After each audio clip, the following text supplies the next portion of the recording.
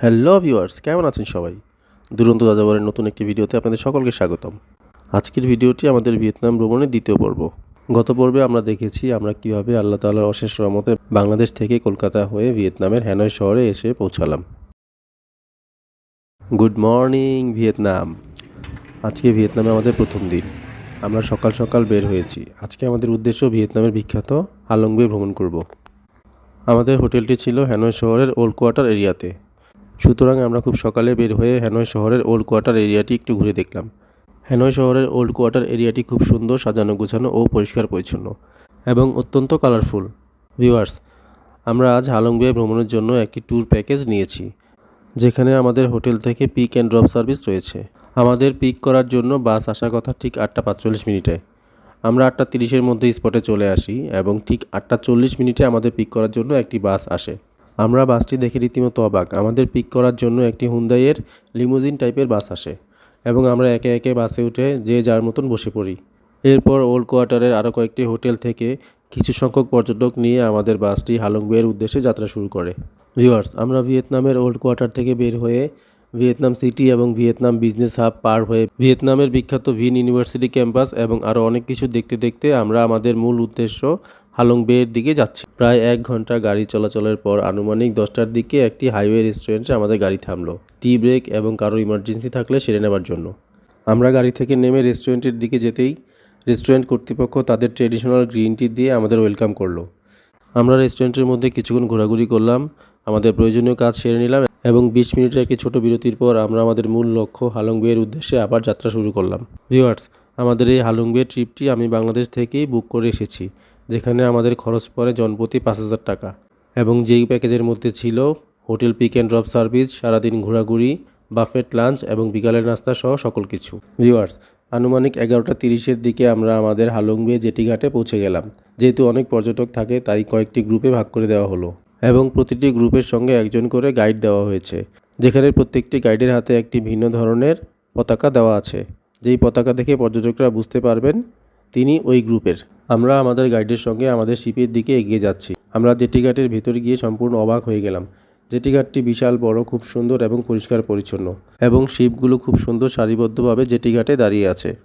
Jetty ঘাটের এক কোনায় দাঁড়িয়ে আমাদের গাইড আমাদেরকে কিছু ইনস্ট্রাকশন দিল এবং ইনস্ট্রাকশন দেওয়া শেষ করে তিনি আমাদের শিপ ছাড়া কনফার্মেশন আনার জন্য গেল।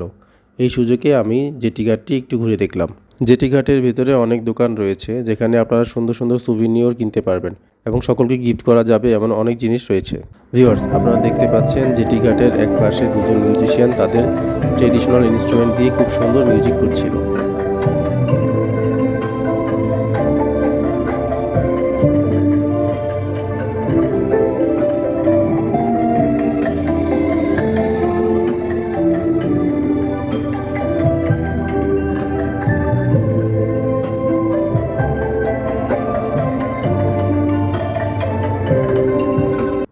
কিছুক্ষণের মধ্যে আমাদের কল চলে আসলো এবং আমরা আমাদের শিপের দিকে এগিয়ে গেলাম। এই হচ্ছে আমাদের শিপ। আমাদের শিপটির ড্রাগন কিং ক্রুজ কোম্পানির সাংহাই 2 নামক শিপ। দেখতে পাচ্ছেন আমি ভিডিও করছি, এটা দেখে তারা আমাদেরকে হাই দিচ্ছে এবং আমাদের ভিডিওতে তারাও সামিল হয়ে গেল। আমাদের গাইডের ইনস্ট্রাকশন দেওয়ার পর আমরা সকলে একে একে আমাদের শিপে উঠলাম। ভিউয়ার্স, ইতিমধ্যে আমাদের গাইডের সঙ্গে আমার খুব ভালো আন্ডারস্ট্যান্ডিং হয়ে যায়, যার কারণে আমি প্রায় সময়ই গাইডের সঙ্গে থাকি এবং তার কাছ থেকে বিভিন্ন ইতিহাস সম্পর্কে জানতে চেষ্টা করি।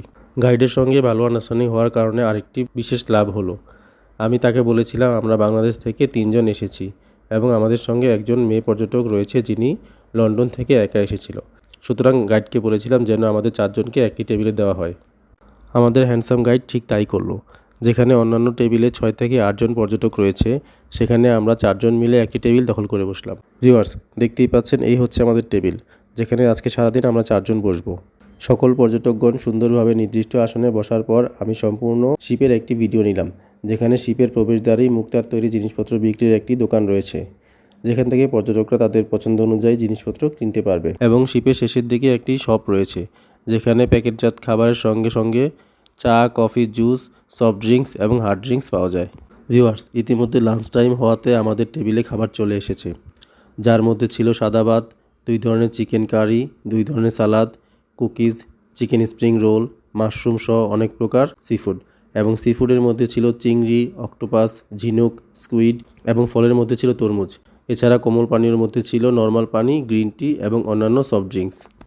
ভিউয়ার্স, তাদের এত খাবার আইটেম এবং কোয়ান্টিটি এত বেশি ছিল যে আমরা 4 জন তা শেষ করতে পারলাম না। ভিউয়ার্স, আমাদের এই সকল খাবারের মধ্যে এমন অনেক সি ফুড বা সামুদ্রিক খাবার ছিল যেগুলো আমরা কখনোই ট্রাই করিনি। যার মধ্যে সবথেকে আজব ছিল ব্লাঞ্চিং ঝিনুক। ব্লাঞ্চিং হলো ঝিনুকগুলোকে সর্বপ্রথম 2 থেকে 3 মিনিট হালকা সিদ্ধ করা হয় এবং এরপর বরফের উপর রেখে ফ্রিজিং করা হয় এবং ওই অবস্থায় বরফ সহ পরিবেশন করা হয়, যেটা খেতে কিছুটা কাঁচা ও আষ্টে গন্ধ লাগছিল। এর পাশাপাশি ছিল ব্লাঞ্চিং চিংড়ি মাছ। যদিও চিংড়ি মাছে কোনো প্রকার কাঁচা বা আষ্টে গন্ধ ছিল না, এই চিংড়ি মাছটি খাবার জন্য বিট লবণ, চিলি সস এবং লেবু দেওয়া হয়।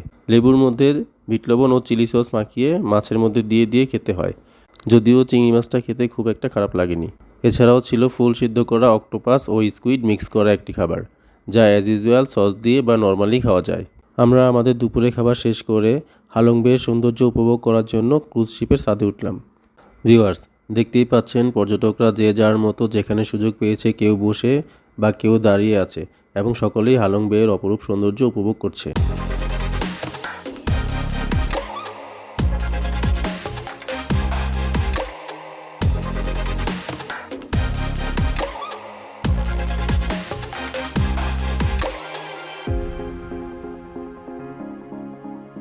হালং বের সৌন্দর্য উপভোগ করতে করতে আমাদের প্রথম স্পট সাংসট ক্যাব এর কাছাকাছি চলে আসলাম। এই ক্যাব বা গুহাটি হচ্ছে একটি লাইভস্টোনের মধ্যে অবস্থিত। আমাদের শিপ জেটিতে আসতেই আমরা সকলে একে নেমে গেলাম এবং আমাদের গাইডের সঙ্গে ক্যাবের মধ্যে প্রবেশ করলাম। সম্পূর্ণ ক্যাবটি অনেক সুন্দর এবং বিশাল বড়। ভিউয়ার্স, আপনারা দেখতে পাচ্ছেন গুহাটি অনেক বড় এবং গুহাটির ভিতরে ভ্রমণের জন্য পর্যাপ্ত পরিমাণ আলোর ব্যবস্থা রয়েছে। এছাড়াও কোনো জায়গায় সতর্কতামূলক বোর্ড এবং কোনো জায়গায় নেম প্লেট সহ বোর্ড দেওয়া আছে, যে নেম প্লেটে নির্দিষ্ট অংশটুকুর ইতিহাস সম্বন্ধে লেখা রয়েছে। এই গুহাটি বোহন নামের একটি আইল্যান্ডের মধ্যে অবস্থিত এবং এটি ইউনেস্কো ওয়ার্ল্ড হেরিটেজ সাইট হিসেবেও স্বীকৃতিপ্রাপ্ত। টুরিস্টদের ক্ষেত্রে ভিয়েতনাম ট্যুরিস্ট অ্যাট্রাকশনগুলোর মধ্যে এটি মাস্ট ভিজিট একটি প্লেস। 1901 সালে ফরাসি অভিযাত্রীরা প্রথম এটি আবিষ্কার করেন এবং এর নাম দেওয়া হয় গোট্টি ড্যাশ সারপ্রাইজ। এটি ফরাসি ভাষায়, যার অর্থ হচ্ছে সারপ্রাইজ ক্যাভ। এই গুহাটি বিশাল 2টি বড় চেম্বার নিয়ে গঠিত। গুহায় ঢোকার পর প্রথম যে অংশটি দেখা যায়, ছাদ অনেক উঁচুতে এবং বিশাল হলরুমের মতো। এখানে অসংখ্য পাথর রয়েছে যেগুলো ছাদ থেকে ঝুলতে দেখা যায়। দ্বিতীয় চেম্বারটি হলো গুহার সবচেয়ে সুন্দর অংশ, প্রায় 1 লক্ষ স্কোয়ার মিটার জায়গা, যার ছাদ 30 মিটার পর্যন্ত উঁচু। ভিতরে ঢুকলে মনে হবে বিশাল কোনো স্টেডিয়াম। এখানে রয়েছে এরকম কিছু পাথর যেগুলো দেখলে মনে হবে মাটি থেকে উপরের দিকে উঠে এসেছে এবং কিছু অদ্ভুত আকৃতির পাথর ও রঙিন লাইটিং রয়েছে। রাতের বেলা দেখতে অনেক ভালো লাগে। আমাদেরকে গাইড প্রতিটি স্পট দেখাচ্ছে এবং স্পট সম্পর্কে তথ্য দিচ্ছিল। এই যে এখানে দেখছেন এইটুকু অংশের নাম ড্রাগন স্টোন, কারণ ওই যে দেখেন ওই জায়গাটুকু দেখতে একটা ড্রাগন এবং সঙ্গে একটা ড্রাগনের বাচ্চা আছে এমন লাগছিল। গুহার ভিতরের বিশেষ আকর্ষণ হচ্ছে এখানে একটি কচ্ছপ আকৃতির পাথর রয়েছে। স্থানীয়দের মতে এই কচ্ছপ আকৃতির পাথরটি স্পর্শ করলে ভাগ্য ভালো হয়। এছাড়াও ভিয়েতনামের লোককথা অনুযায়ী এখানে একটি ড্রাগন বাস করত এবং দেশকে শত্রুদের হাত থেকে রক্ষা করেছিল। গুহার অনেক পাথর ড্রাগন আকৃতির মতো দেখায়। আমরা সম্পূর্ণ গুহাটি ঘুরে শেষ প্রান্তে চলে এসেছি। দেখতে পাচ্ছেন পাহাড়ের উপর থেকে হালং বে এবং শিপগুলো দেখতে খুবই সুন্দর লাগছে। আমরা সম্পূর্ণ ক্যাব ভ্রমণ শেষে ধীরে ধীরে নিচের দিকে নেমে গেলাম এবং আমাদের শিপের কাছে চলে আসলাম। শিপগুলো পর্যটকদের একটি জেটিতে নামিয়ে দিলেও শিপে ওঠার সময় অন্য জেটি ব্যবহার করতে হয়। আমরা সকলে একে শিপে উঠে বসলাম এবং আমাদের শিপটি আমাদের পরবর্তী স্পটের গন্তব্যে রওনা হলো। আমরা প্রায় 5 থেকে 7 মিনিটের মধ্যে আমাদের দ্বিতীয় স্পটে চলে আসলাম, যেখানে আমরা কায়াকিং ও বোট রাইডিং করতে পারবো। ভিউয়ার্স, এই জায়গাটির নাম হাং লোন। এখানে কায়াকিং করতে চাইলে একটি বোটে 2 জন এবং যারা কায়াকিং না করবে তাদের জন্য বড় বোট রয়েছে, যেখানে একটি বোটে 10 থেকে 12 জন যেতে পারবে। এখানে এই বক্স করা জায়গার মধ্যে লাইফ জ্যাকেট রাখা আছে। যে যার পছন্দ ও সাইজ অনুযায়ী লাইফ জ্যাকেট নিয়ে নিচ্ছে এবং কায়াকিং ও বোট রাইডিংয়ের জন্য প্রস্তুত হচ্ছে। ভিউয়ার্স, আমরা কায়াকিংয়ে না গিয়ে বড় বোটে গেলাম, যাতে করে আমরা সুন্দর সুন্দর ছবি তুলতে পারি এবং চারদিকটা খুব সুন্দর করে ভিডিও করতে পারি ও দেখতে পারি। কারণ আপনি যখন কায়াকিংয়ে যাবেন তখন আপনি বোট রাইড করার ক্ষেত্রে ছবি তুলতে ও ভিডিও করতে পারবেন না, কারণ এই দুটো কাজ একসঙ্গে করতে গিয়ে এখানে অনেকেই তার মূল্যবান মোবাইল ফোনটি হারিয়ে ফেলেছে। যাই হোক, আমরা বোটে করে এই জায়গাটি ঘোরার জন্য সামনের দিকে এগিয়ে গেলাম। দেখতেই পাচ্ছেন এখানে আমরা বিশালাকার একটি লাইভস্টোন পাহাড়ের নিচ দিয়ে অন্য প্রান্তের দিকে যাচ্ছি। যেটা দেখতে অনেকটা পাহাড়ের গুহার মতো লাগছে।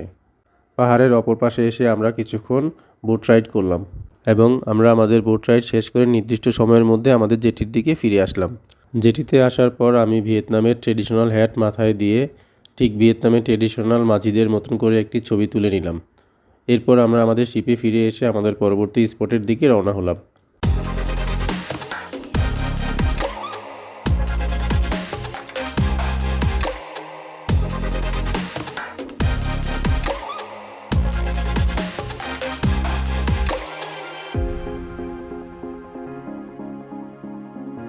আমাদের পরবর্তী স্পটটি হচ্ছে টিটপ আইল্যান্ড।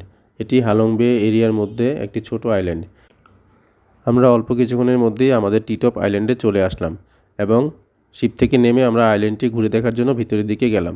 কিছুক্ষণ যাবার পর দেখতে পেলাম আমাদের আগে যে সকল পর্যটকরা এসেছে তারা কেউ কেউ ছবি তুলছে, কেউ ভিডিও করছে এবং কয়েকজন পর্যটক মিলে বিচ ফুটবল খেলছিল।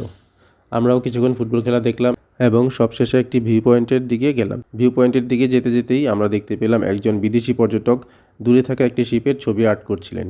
আমি কিছুক্ষণ সময় নিয়ে ওই আর্টিস্টের আর্ট করা দেখলাম এবং ভিউ পয়েন্টে কিছুক্ষণ সময় কাটালাম।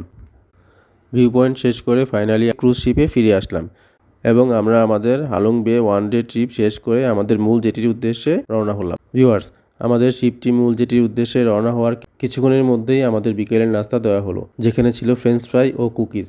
এছাড়াও ফলের মধ্যে ছিল পেয়ারা ও তরমুজ এবং সেই সঙ্গে সফট ড্রিঙ্কস। তবে যাত্রার শেষের দিকে শিপ কোম্পানির পক্ষ থেকে সকল পর্যটকদের জন্য একটি বিশেষ উপহার ছিল, সেটি হচ্ছে হার্ড ড্রিঙ্কস।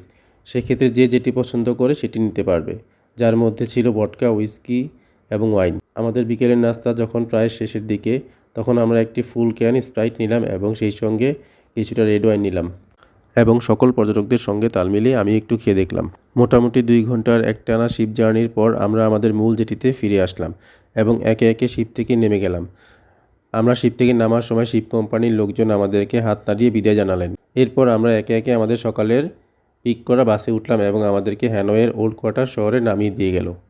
আমরা আনুমানিক 6টার মধ্যে আমাদের হোটেলে ফিরে এলাম। যেহেতু আমরা আজকে রাতে হ্যানয় থেকে সাপার উদ্দেশ্যে যাত্রা করব, তাই আমরা হোটেলে গিয়ে ফ্রেশ হয়ে আবার হ্যানয়ের ওল্ড কোয়ার্টার শহরটি ঘুরে দেখার জন্য বের হয়ে পড়লাম।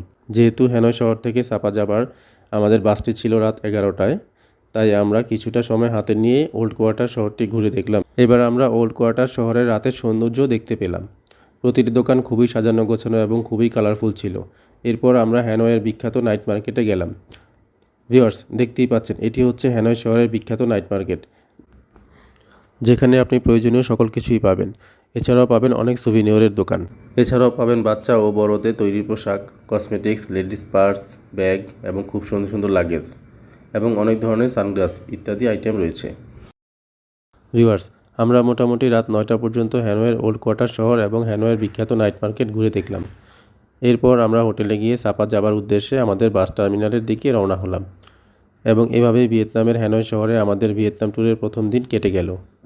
আমরা সাপা কীভাবে গেলাম এবং সাপাতে আমাদের ভ্রমণ কেমন কাটলো সে সকল কিছু নিয়ে আমাদের পরবর্তী ভিডিও আসছে। আমাদের ভিয়েতনাম ভ্রমণের 3য় পর্ব তথা পরবর্তী পর্ব দেখার জন্য আমন্ত্রণ জানিয়ে আজকে এখান থেকেই বিদায় নিলাম। দুরন্ত যাযাবরের সঙ্গে থাকার জন্য সকলকে আন্তরিক ধন্যবাদ।